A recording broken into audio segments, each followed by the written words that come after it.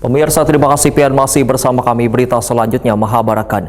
Dewan Banjarmasin menghimbau pedagang maupun pembeli di Pasar Wadai Ramadan 1446 Hijriah agar kada menggunakan kantong plastik karena ratik kantong plastik yang sangat sulit terurai ini nantinya akan turut menambahkan akumulasi ratik di kota Seribu Sungai ini.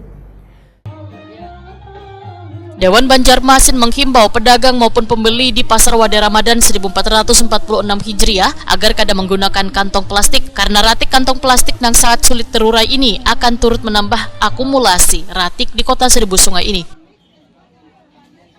Himbauan ini disampaikan anggota Komisi 2 DPRD Banjarmasin Muhammad Mustaqim Esos MAB Waitakoni Prima TV jelang tengah hari Senin 3 Maret 2025.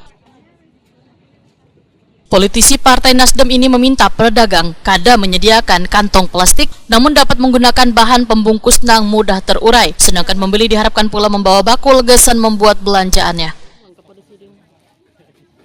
Penggunaan bakul ini, ujar Muhammad Mustaqim, kada hanya menjaga nilai tradisi daerah namun turut pula menaikkan UMKM di Kalimantan Selatan.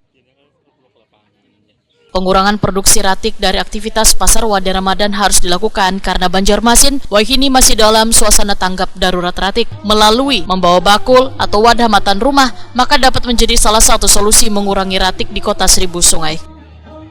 Jadi jangan ingat mungkin pian-pian yang datang membawa plastik belanjaan mungkin bisalah dari bahan organik seperti mungkin dari bakul purun, kemudian dari kertas kain agar kada lagi sampah plastik. Mengingat kota Banjarmasin sekarang lagi gawat sampah.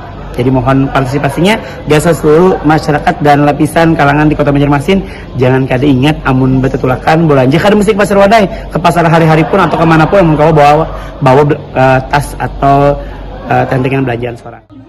Muhammad Mustaqim menyatakan sosialisasi penggunaan bakul ini harus secara terus-menerus digelorakan supaya dapat mengurangi volume ratik yang dibuang ke wadah pemprosesan akhir.